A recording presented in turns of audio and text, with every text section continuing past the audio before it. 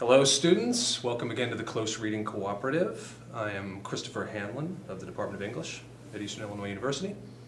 This is Kayla Blue, one of our favorite English majors from Eastern Illinois University. And like I say, we're here at the Close Reading Cooperative, which is a podcast designed to help English majors and their work as English majors in the classroom.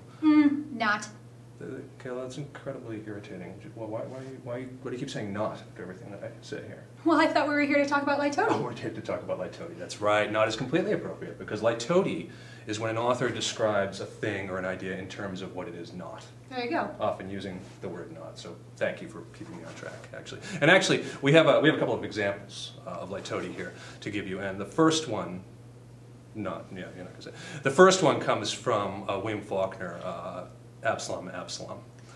So that he must have appeared, not only to Henry, but to the entire undergraduate body of that small new provincial college, as a source, not of envy, because you only envy whom you believe to be, but for accident in no way superior to yourself. And what you believe, granted a little better luck than you had had heretofore, you will someday possess.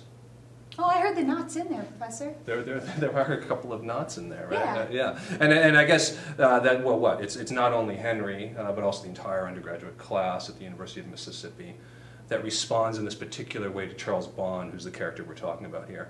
But then there's that second knot, right? Where Faulkner's kind of telling us, well, it's sort of like people envied Charles Bond, but it's not exactly envy, because he's got this big explanation of what envy is. Right.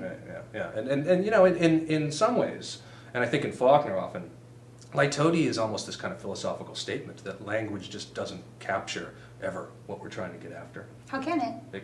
Exactly, right? And that's what Absalom's about, the failure to represent, the failure to kind of capture in words what it is you're after. And I guess that's why Faulkner uses those big, very long, hypotactic sentences all over the place in his work.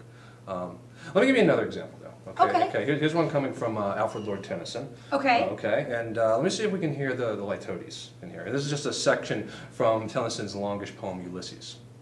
Death closes all, but something ere the end, some work of noble note, yet may be done, not unbecoming men that strove with gods. The lights began to twinkle from the rocks, the long day wanes, the slow moon climbs. The deep moans round with many voices. Come, my friends, 'tis not too late to seek a newer world. I like that. That's nice, isn't it? Alfred Lord Tennyson, he knew how to throw some words down in the right order. Yeah, he did. Yeah, and he liked Litotes. Right. Seem to. Yeah, we hear a couple in there, right? These are not unbecoming men that strove with the gods. It's not too late to seek a newer world, and that's a use of Litote that I think we can all relate to. Often when we want to describe something as being good, for instance, we might say, not bad. Right? And it's this kind of ironic understatement. Right? And that's another way Litote can sort of be used. Anyway, the payoff, students, is for this week, you need to find some moments of Litote in the classroom. And, a challenge. A challenge that I'm laying down right now. And so you need to find those examples of Litote and generate some explanations, some theories about what that Litote is doing and how it's producing meaning in the text. Sound like a good idea? I'm up for it. All right. Okay, so until next time, Chris Hanlon. Kayla Blue.